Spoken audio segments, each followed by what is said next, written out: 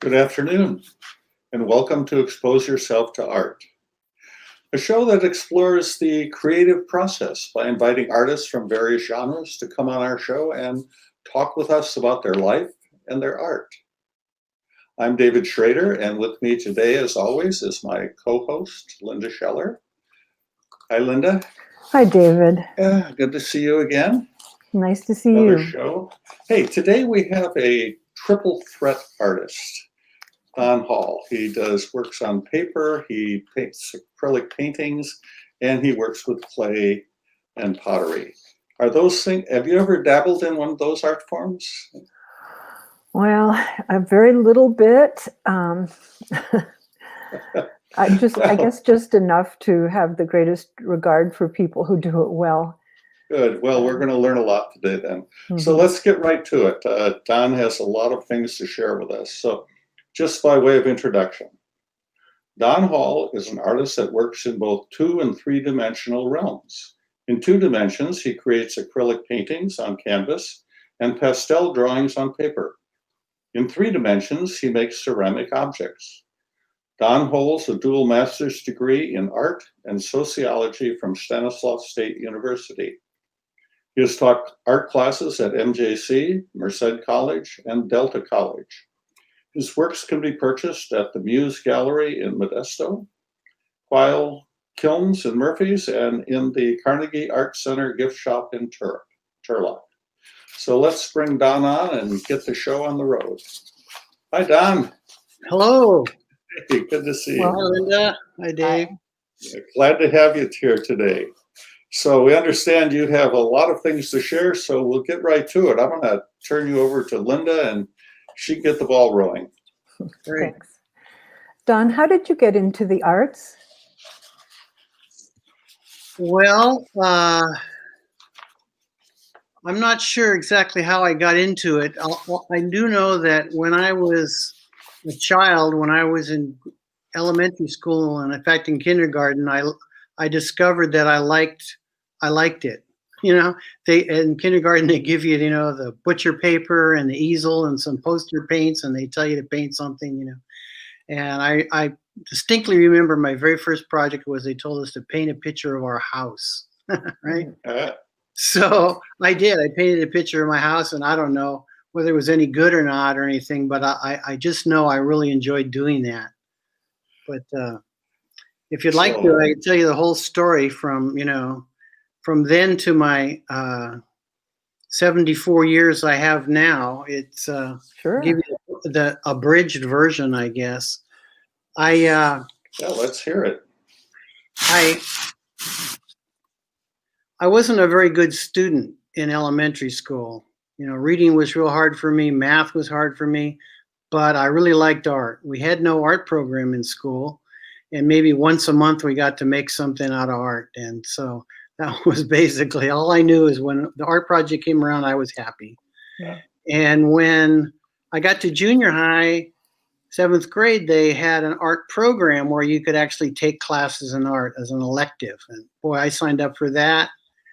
And when I got to high school, it's the same thing. They offered art as an elective. I took it all through junior high, all through high school. So basically all those years, every day I went to school, I made something, did something in art. And when I got to graduate from high school, it was 1966, the height of drafting people into Vietnam War. I lived in Millbrae, which is right next to the San Francisco airport. And I got at that time you had 2 choices. You could go to Vietnam or you could go to college. I mean, you could go to work, but that just meant you were going to go to Vietnam, right? And so that didn't really appeal to me. So I thought, well, I better go to college. And my drafting teacher in high school suggested that I go to College of San Mateo and take this industrial design technology class. And that sounded like better than going to Vietnam. So I signed up for it. But boy, my first day in college, I discovered that you needed all this calculus and all these classes that there was no way my brain could deal with that. And I was really, really, really bummed out, and I didn't know what I was going to do now. But as I was walking back to my car, I saw this building on the side of it. I swear it said art. Hmm. And until that moment, I had no idea you could go to college and be an art major.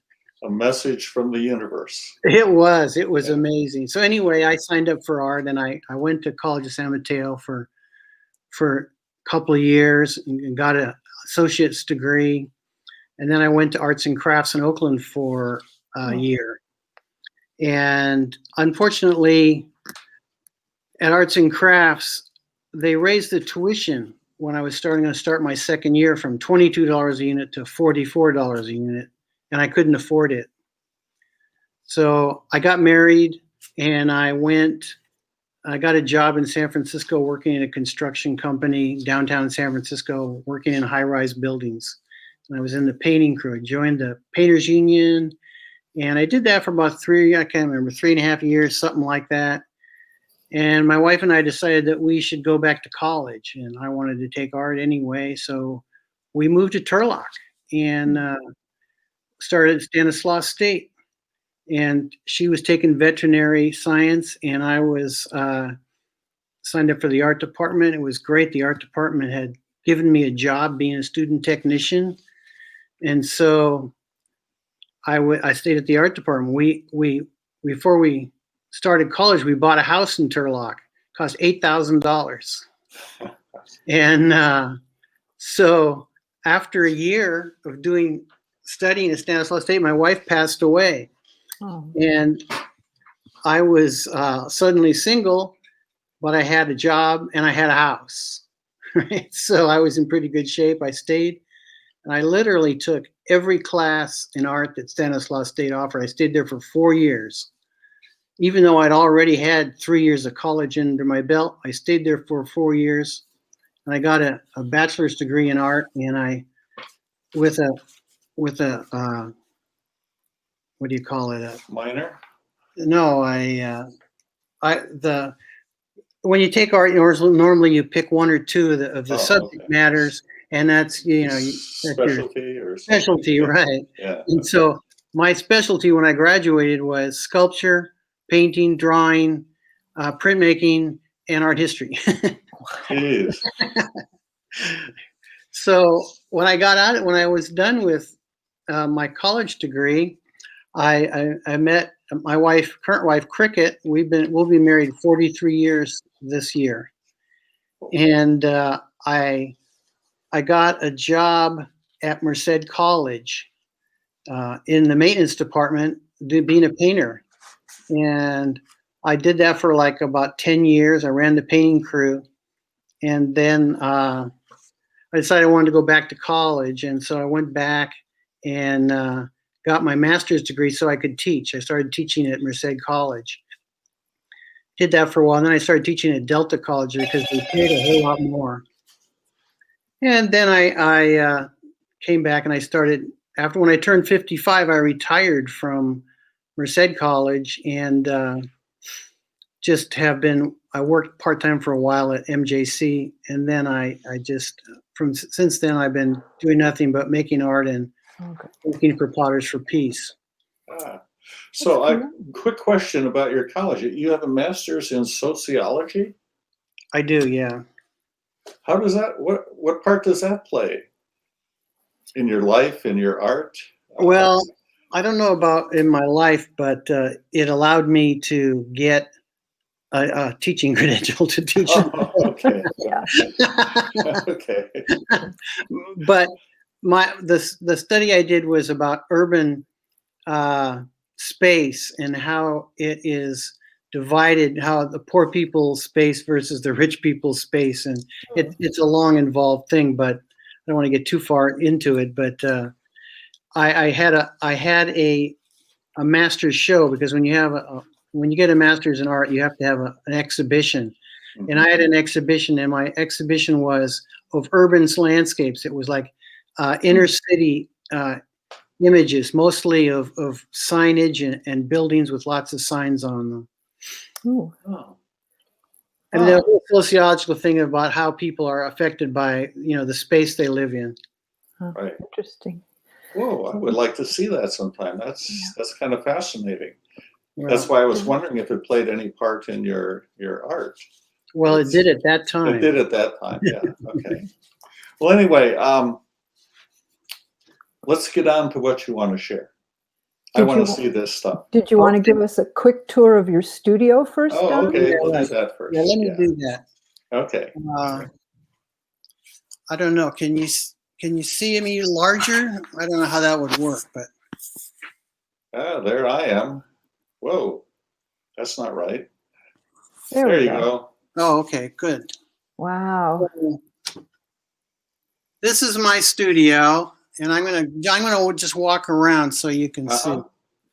And Is this a separate studio? Is it in your garage, or you have it's attached to my house. I have a house with a 3-car garage. Oh, okay. And this is what I'm currently working on. It's some jars that I'm decorating with a sort of a cubist style. And let's see here. This is my drawing table, and I can see the sketch that I made for this painting right here. I think that was in your advertisement. Yes. Can't make it. Anyway, it's about color. Yeah. And, this is my slab roller. For the potters out there, they'll know what that is, but this is how I make clay into flat slabs to build things out of. Mm-hmm. Yeah, so just some pots, they're waiting. And yes, you have a very distinct style with a lot of your pots, the cubist part. Right. Yeah. And this is my kiln. I actually have 3 other kilns that are up at Quail Kilns that I use. It's my potter's wheel. I don't use that a lot, but I do use it. And anyway, just some pots stored. Let's see if I can show you this. I don't know if this will work. Yeah, this is my glazes, my glaze chemicals and stuff. Right. Anyway, regular potter's wheel. This is my plastic clay. What I do oftentimes is I just basically switch over. I have the same space, and I switch it over from clay to painting. And I just clear my clay stuff out of the way and then start painting. That was great. Thank you, Don. Yes. Yeah. Oh, you're welcome. That's where you spend your time in your life. Yeah. Wonderful. So. All right. So I'll try and see if I can share my screen with you.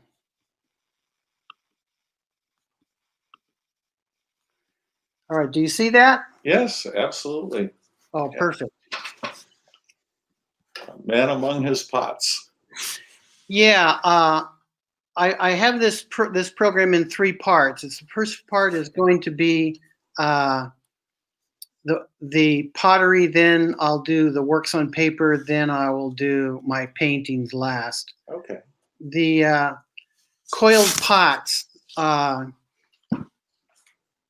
these pots that you see I'm sitting in amongst here are all made with what's called the coil method. The potters out there in the audience will know what I'm talking about, but it's basically you roll out the clay into a snake and you wind it around and around, and you smooth it out, paint it, and then fire it. So those large ones are the coil technique too, right? Yes. Wow. Yeah. It's impressive to get them that large. I'll tell you what the impressive part about those large ones is the fact that you have to have a kiln big enough to put them in. Okay. That's the hard part. Okay. What I want to say was that for the potters out there, people that are interested, if you want to know how I make these pots, there's a YouTube demo that we have on Potters for Peace YouTube channel that shows step by step how I do this work. Okay. Here's a couple of coiled pots that are raku fired. Raku means that you fire them and then you take them out of the kiln while they're still hot. And as a result of that, you get that cracks in the design, which is actually desirable. Yes. This is a pot called the Goddess of the Fishes. I did several of these pots that with some kind of a goddess as a lid. And it was funny thing was I put it in a show in Cal Poly Pomona. It was called the Ink and Clay Show. They have it every year. And it won an award. It got a purchase award. And normally when they have purchase awards, what happens is they will they'll pay for your pot. Well, they gave me the $400 and I also got to keep the pot, which was really worked out great. And I took it, put it in another show and it won another award. So that pot's been very, very good to me.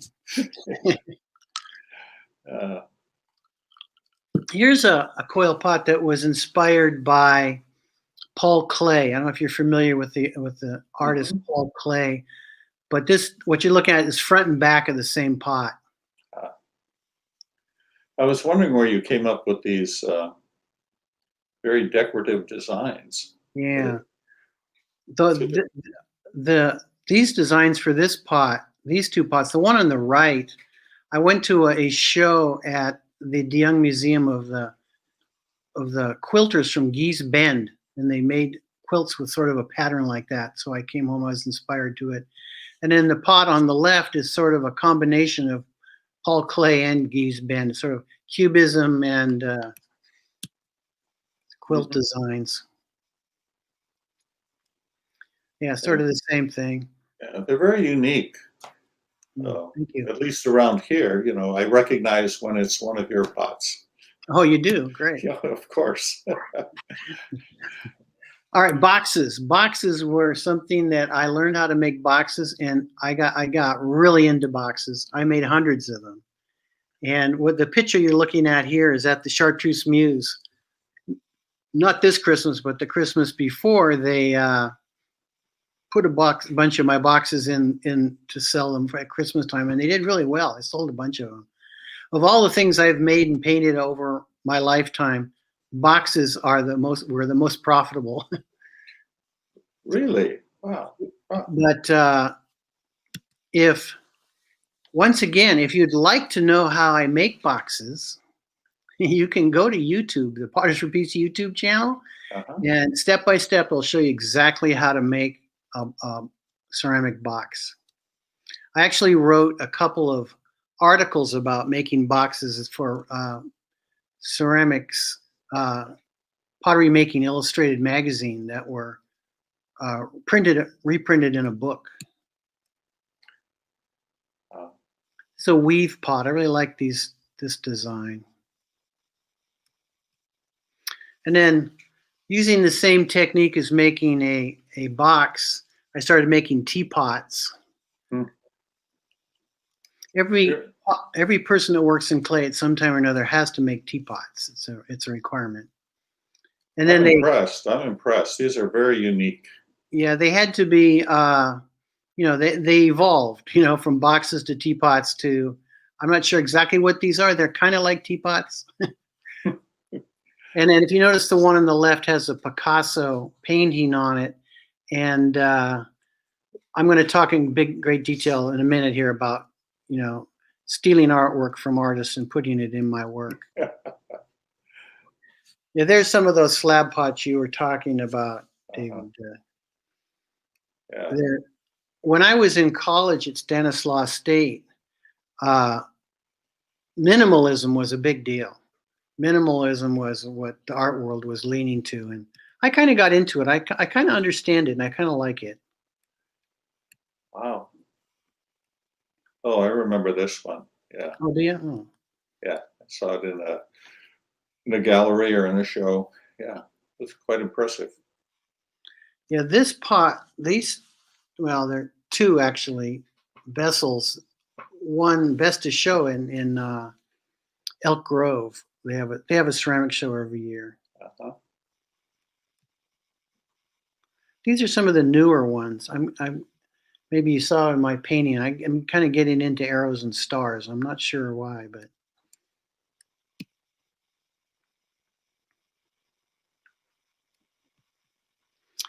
okay. Ooh, yeah. Plates. You won't believe this, but if you want to know how I make plates, you can go to the Potters for Peace YouTube channel and I'll show you how I make plates on a potter's wheel and actually how I decorate them as well. Uh-huh. You go to Potters for Peace Potters for Peace YouTube and you can learn how to do it. We have lots of different how-to videos on there for people. Here's a couple of Picasso plates. I've stolen a lot of different images from a lot of famous artists to decorate pottery and made paintings about. And I'll talk about that when I get to my paintings in some more detail about that whole idea. This is Kandinsky, Uh-huh. the inventor of abstract art. Right after Trump got elected and started stealing children from their parents and locking them in cages, I made this series of Almost All Lives Matter plates. And these images on these two plates were actually drawings by children who were incarcerated at the border. Ooh. This was actually the first plate that I made, and the two girls in this plate actually took that photograph of those girls in Nicaragua when I was on a trip with Potters for Peace. And interestingly, I had this image of this on my Facebook page, and Facebook made me take it down because people were complaining. Really? What were they complaining about? Too political or something? Or? I guess, I don't know. It's just people have funny I mean, ideas. isn't that the role of the artist in our society, supposedly, to?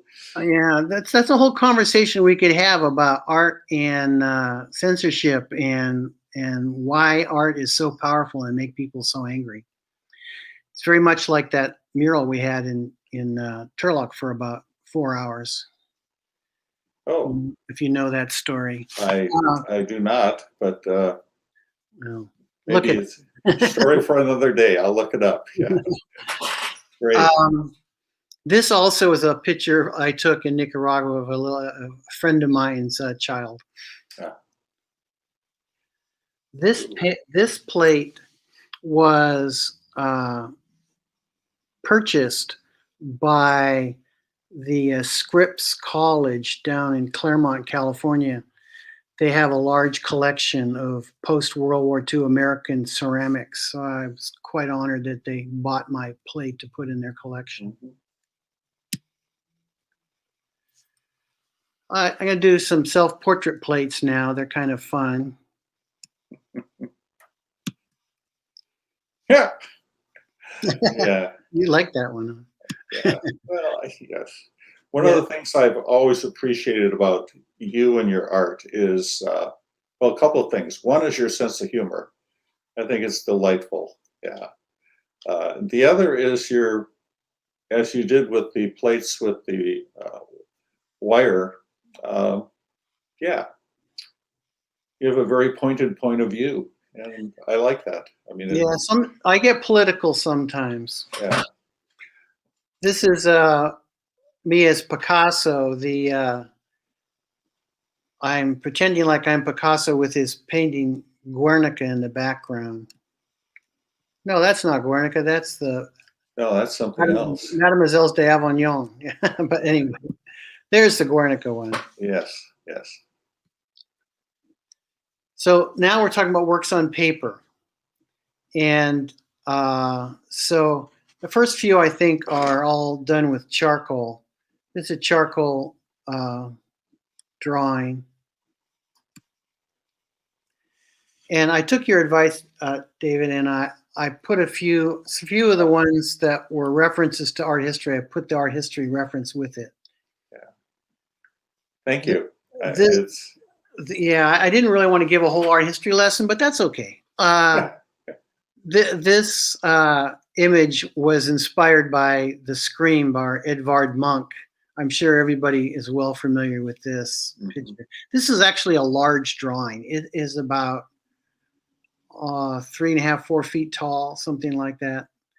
I did a whole series of what I call big heads. They're just people's faces, really, really large. Yeah, it's another picture of me. I really got into, I still am into doing self-portraits. I do artwork in every different style, but you know, the subject matter is very constant. Yes, yes. Yeah, so here, this is Degas, you know, and I did several of Degas with his ballet dancers. So many people think that Degas was talking about how cute these young girls are. But in reality, to me, his paintings are about how hard it is and how much their ankles hurt. And it's almost, he's showing sort of the dark side of the ballet. Yeah. And so in this pastel drawing, I put myself in the image as if I had sore ankles as well, in sympathy with these poor young girls. Right, right. Yeah. Are you going to talk anything more? Let's say this is another one of your signature, not pieces, your signature style is to put yourself in to these famous Yeah. paintings. Let me show you these, and I'll talk about that in a minute. Okay, sure, sure. Yeah. This is another example of the same thing of Degas, you know, with the woman who is obviously a widow. She has, you know, and she's got to have her daughter has to be a successful ballerina, whether, you know, she breaks her ankles or not, you know. It's really a dark painting. This is I've inserted myself in this painting by Frida Kahlo, who the famous, and she's married to the famous artist Diego Rivera. Right. And she called this the two Fridas. One on the left was herself with her Spanish heritage, and the other one was with her Mexican heritage. And why I'm sitting there, I have no idea. This is a painting by Piero della Francesca that I think it's called the Duke of Urbino, I think. I can't remember. But I painted this pastel for the dog show. There was a dog show every year in Sacramento where they raise money for the animal shelter. And so I changed his wife into a dog and me into the Duke. It's a funny painting because it's so rare to have a profile of a wedding portrait, but apparently he got stabbed in the eye in a battle. And so the right side of his face was real ugly. So he did a weird thing. Anyway. Just before COVID hit, I purchased a whole bunch of watercolor paper, large 27-inch by something, I don't know, 30-something inch watercolor paper. And so I started doing some watercolors. And earlier this year, or last year, I guess it is now, February and March, I went to India with Potters for Peace. And the image on the left, I found in India, and I copied it, and instead of putting the Raja on the horse, I put myself on there. he's riding along, and there's these guys, these servants walking along with him. He's got one guy with a hookah, and God only knows what they smoke in there. Yeah. But so I made myself in now having this dream of being the Dalai Lama or something. I don't know. So anyway, when I got back from India, a couple of, I don't know, 3 or 4 weeks after I got back from India, I got really sick. I ended up in the hospital for 4 days. I had pancreatitis. I had to have an operation. And the picture on the right is me in the recovery after they wheeled me back to my room. Mm-hmm. And I think I did a really good job in this picture of showing how completely stoned I was. I was feeling no pain, had my mask on upside down, you know. But yeah, that was quite an experience. I want to talk about Cubism a little bit here. When I started college at the College of San Mateo, everybody taught Cubism. In fact, the very first show I went to was at the Young Museum when it was still down in Civic Center in San Francisco when I was a freshman in college. And it was a reception for the Cubism show. And so I was taught basically Cubism for 3 years, you know, and I think I got pretty good at it. I really like it. It's fun. And so I've done it time and again over the years. I've, you know, gone back to my roots and started doing Cubism again. This is Mary Cassatt, the boating party. I always liked this painting. The little girl is trying to escape from her mother's arm, and the mother looks so terrified.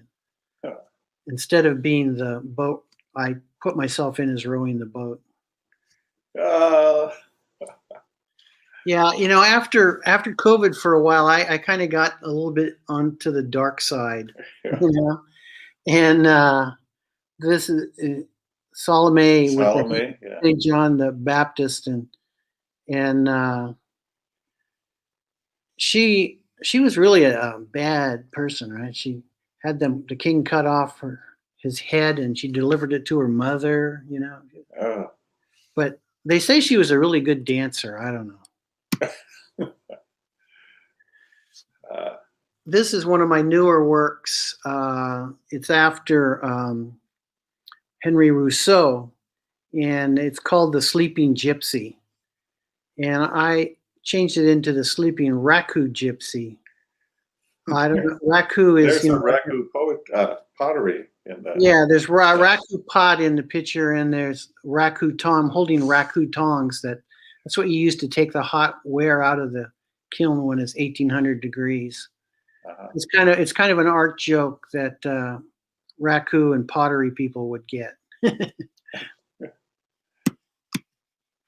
Yeah, so this is how I work. You know, what I do is I put myself into some situation or some posture, take a photograph, and then I use that for the final artwork. Notice that the pot changed in the, yes. in the final version. All right, so that's clay. Now I'm going to talk about my acrylics on canvas.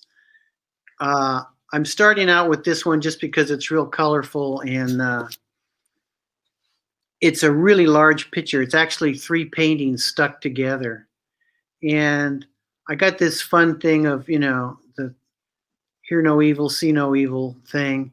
And it's a just sort of a experiment in color. The 3 figures, we got the secondary colors, green, purple, and orange, and then the primary colors in the background pretty much.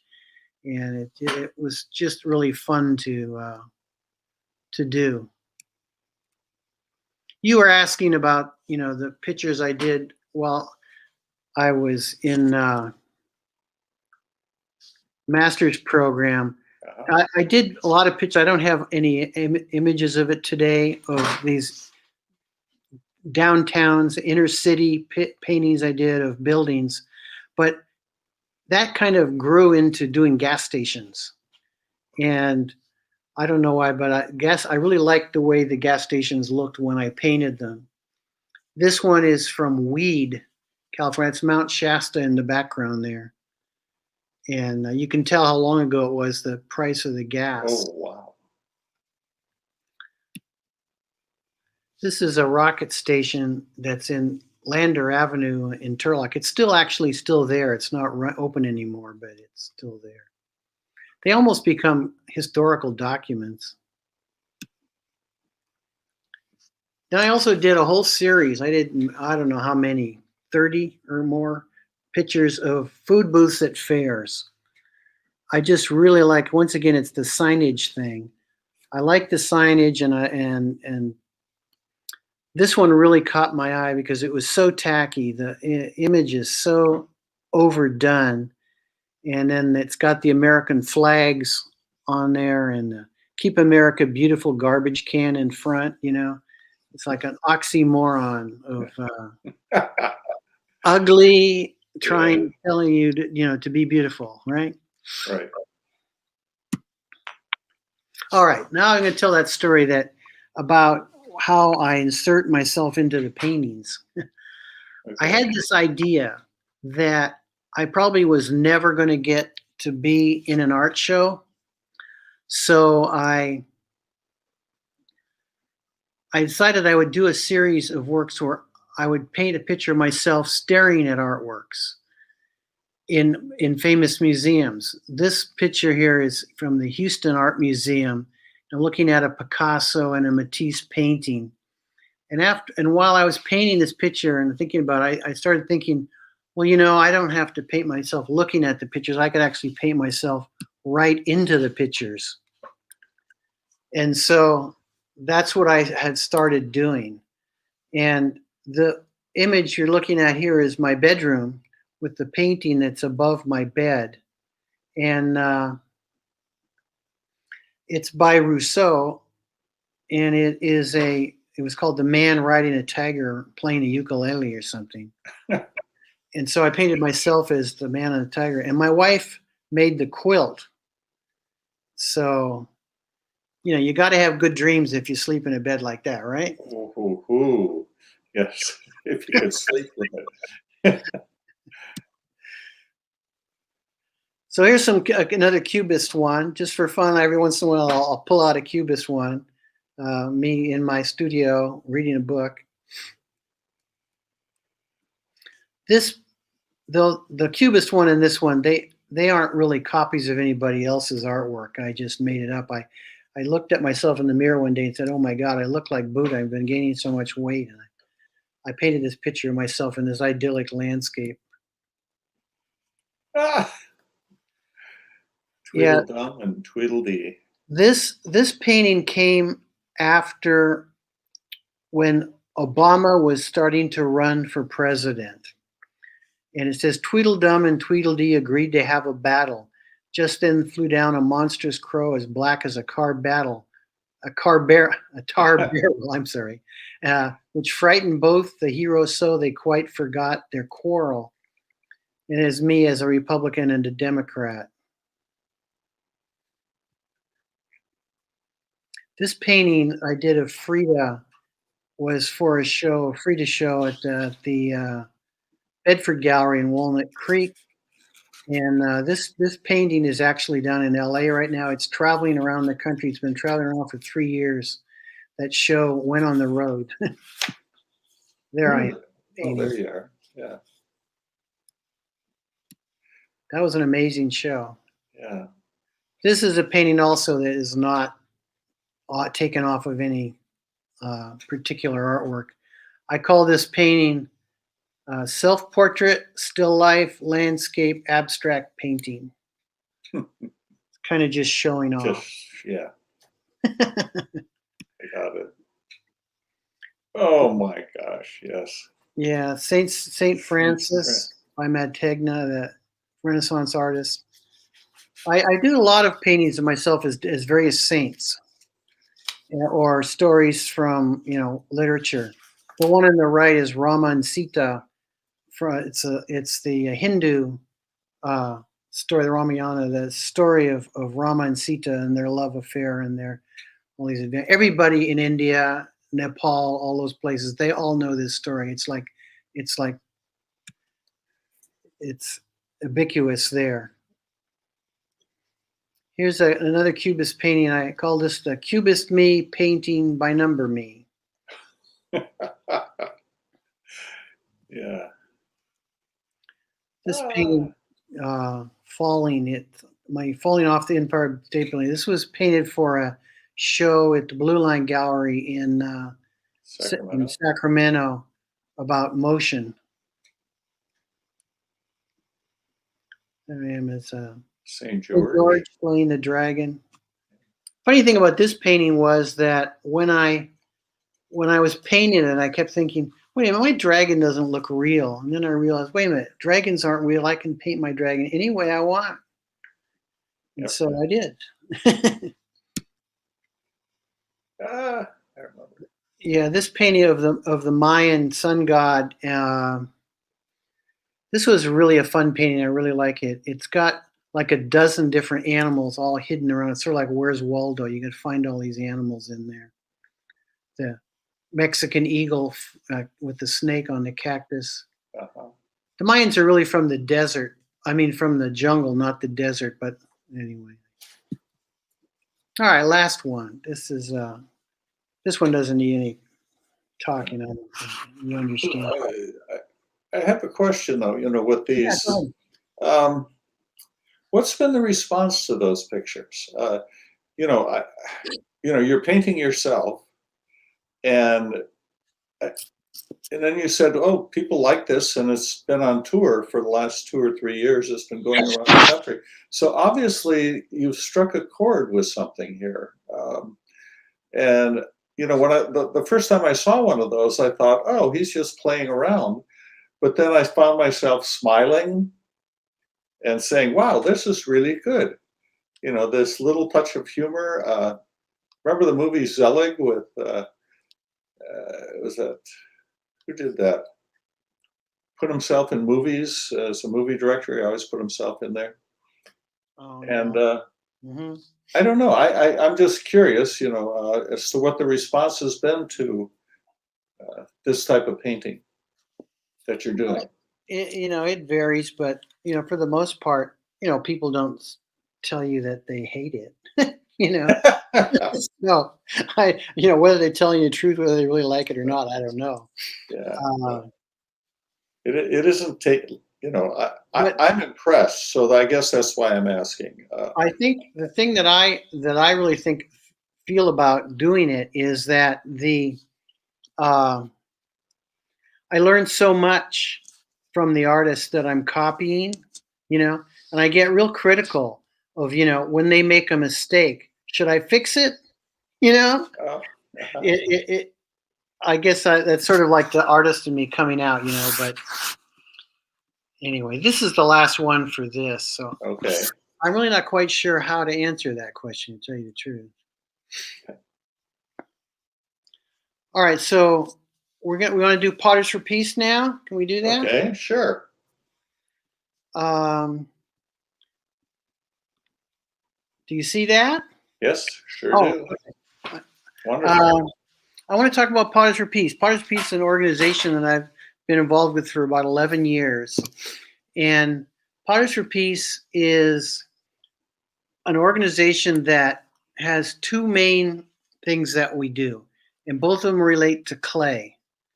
And one is the way they started was we're working with potteries, particularly in Nicaragua, sharing knowledge and helping people set up potteries, improve their skills, improve their marketability as a way to get people out of poverty.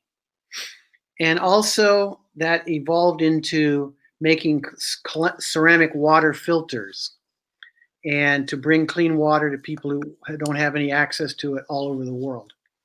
And Potters for Peace is more an idea than it is an organization. Potters for Peace is about the idea that sharing knowledge, sharing labor, and encouraging people for them to share and to improve the lot of man, basically.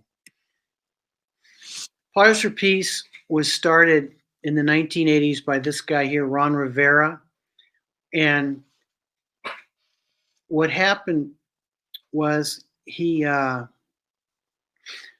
what you're looking at here is the picture on the left. He's loading water filters into a kiln. Those things that look like flower pots, those are actually water filters. They purify 99.9% of the bacteria out of the water. And the picture on the right, he is sitting in front of receptacles, which is you put the water filter into those to store the clean water. But like I said, we started Potters for Peace, or they started, I didn't, working with potters in Nicaragua, for the most part, who were women. Women had the skill, and every village would have somebody that was a potter, so they could have dishes for the group. But with the advent of aluminum and plastic and stuff, that whole skill level went out, and those potters no longer had any income. And then, unfortunately, in 1998, Hurricane Mitch parked itself off the coast of Nicaragua and Honduras, and it literally rained for over 2 weeks. The worst hurricane in history. It literally, whole villages of people disappeared, just got washed away. And as a result of all that water, nobody had any clean drinking water. So Ron switched gears from help people with pottery to finding a way to make water filters, how to get people clean water. And he came across a scientist in Costa Rica who was working with ceramic water filters. And basically, this is how it works. The ceramic water filter is made out of clay in a press. You fire it in a kiln, you paint colloidal silver inside and out, and you put it in a container, pour the dirty water in the top. It filters through the filter and it ends up in the bottom, and you have clean drinking water.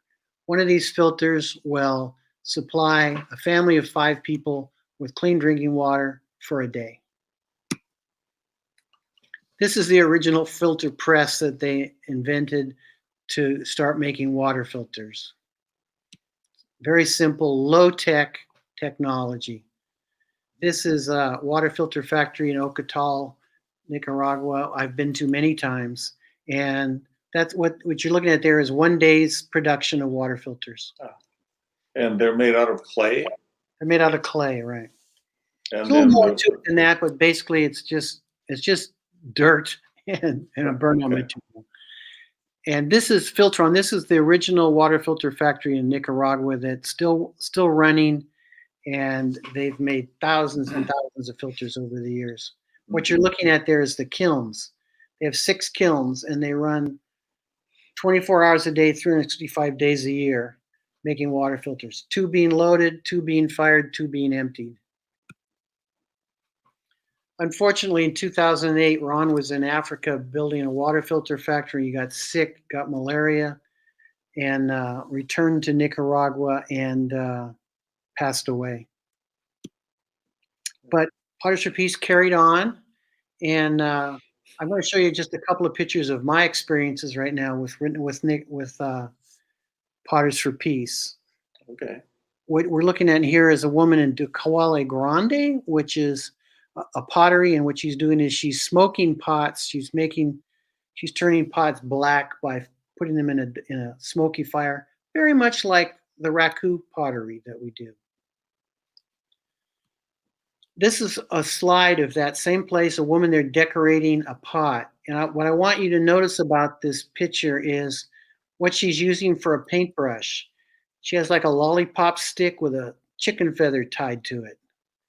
So my first trip there, I had this idea that, wow, they could make a much better pottery if they weren't painting with chicken feathers.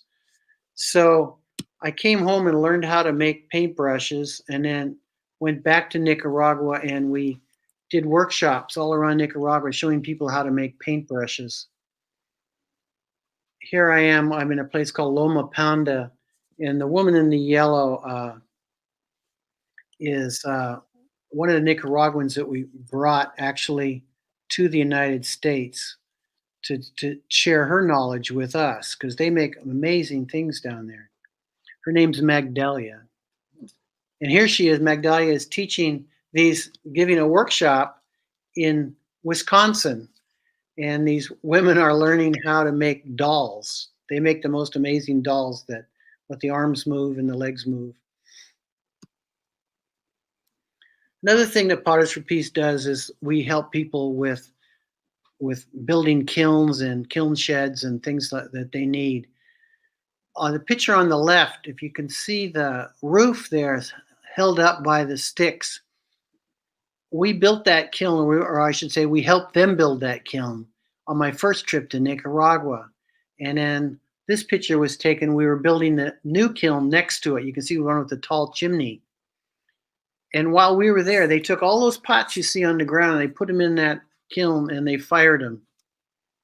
This lady here on the right is named Rosario. She's a potter. She's the main potter at this pottery.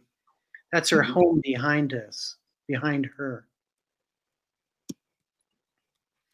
Another thing I did that we like to do in Nicaragua is we bring everybody from that we work with in Nicaragua all to one place and give them a lesson. And this was kind of interesting. I went down and we taught design. I spent years teaching design at college here in the States. I went back there and gave a 3-day workshop on the fundamentals of design as a way that for these women to learn a language to so they can talk about their work and improve their sales. And I taught it just like it was a regular college course. You know, I had a whiteboard and I had a PowerPoint program. You know, the whole thing. It was really fun. And I mentioned earlier that this year I went to India. I traveled to India with Jennifer Malley, who is our executive director of Potters for Peace. And we went in February, and just when COVID was starting to rear its head, you know, here we went to India, and we got there and I found out it wasn't that bad in India.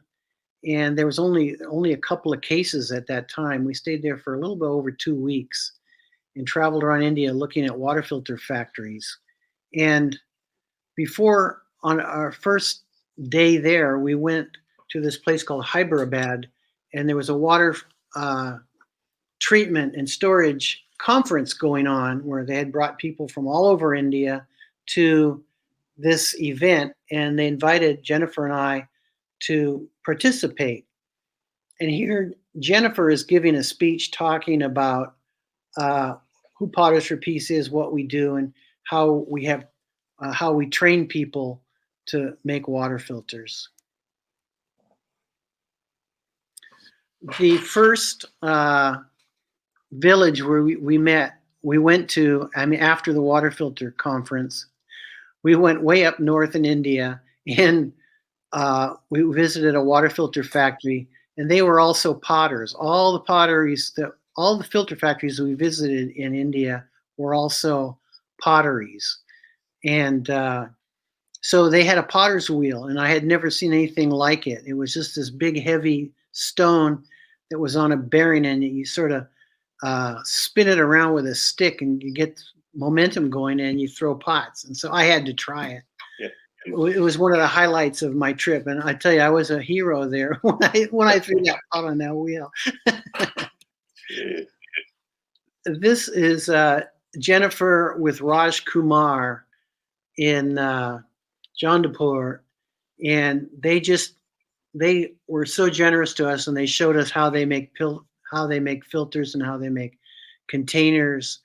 And so this is their filter press that they have there, and they made a filter, and they just posed for a photo. This guy Raj Kumar, he's a hero. He's a real go-getter. He just got his doctorate degree in water science, and he's going around India now teaching people how to make water filters. So another big part of what we do that we just started a couple of years ago, we would have had our 3rd water filter training course this year, except COVID put an end to that. But the year before, we had our 2nd water filter training course, and it's in Wisconsin, where Jennifer is the director of Adama Clay Studios, and she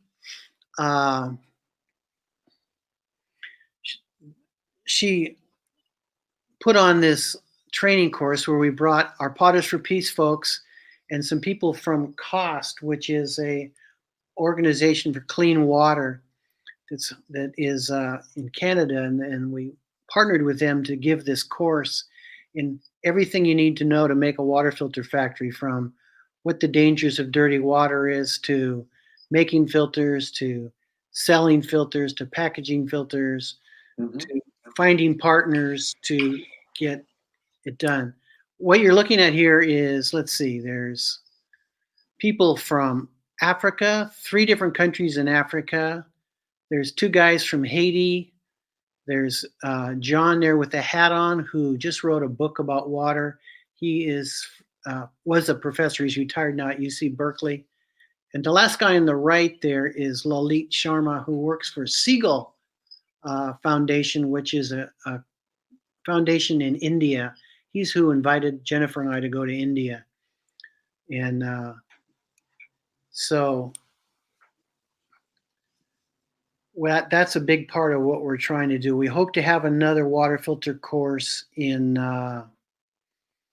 next year or this year in the fall. We'll see how it goes.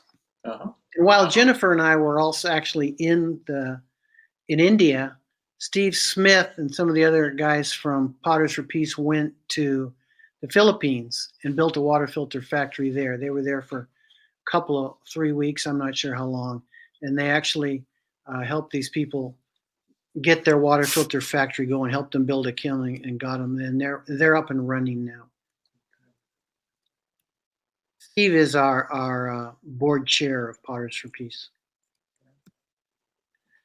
This is another couple, Christine and Brian, and they just started a water filter factory in Indonesia.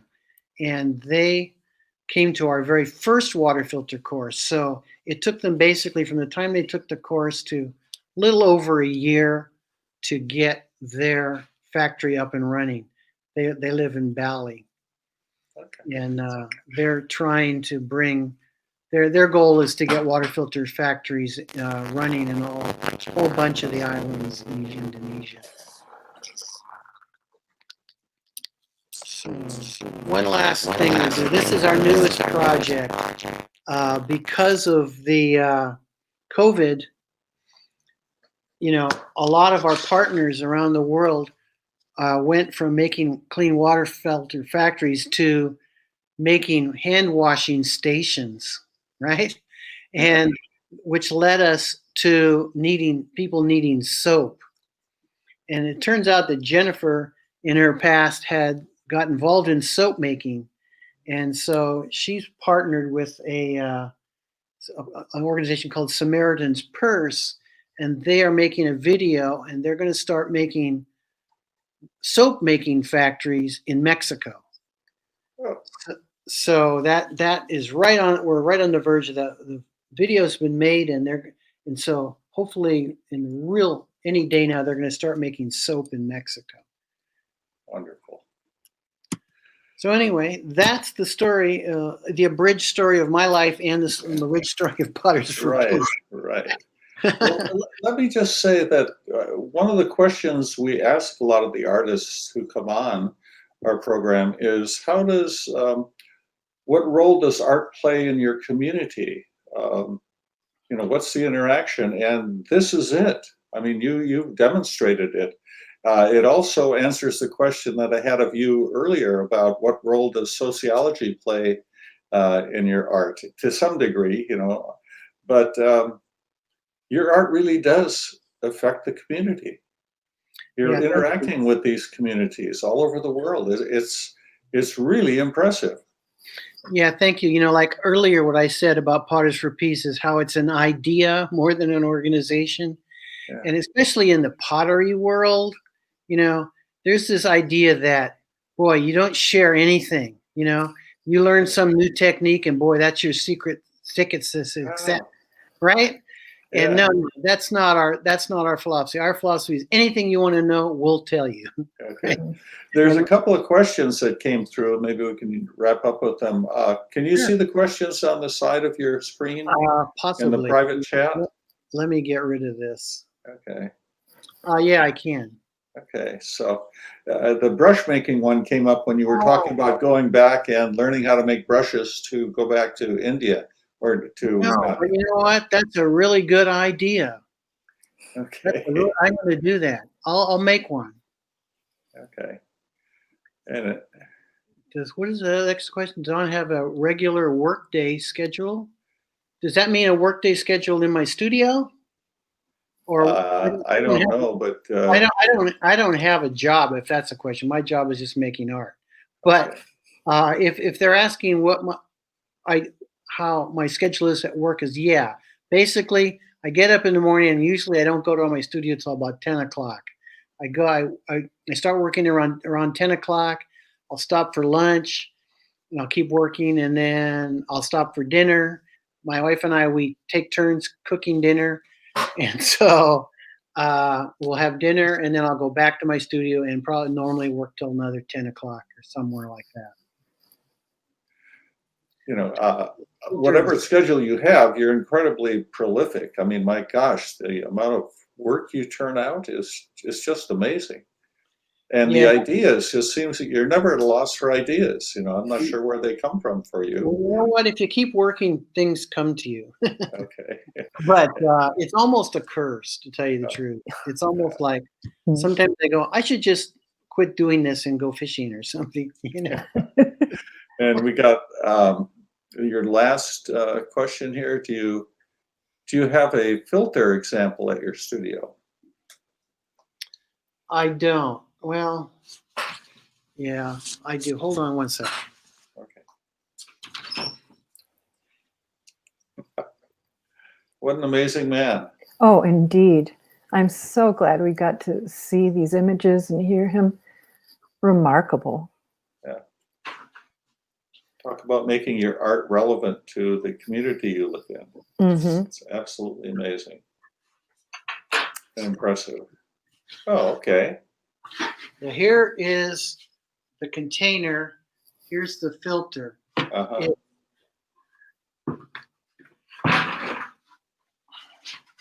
It looks like this. Uh-huh. It basically what it is, it's clay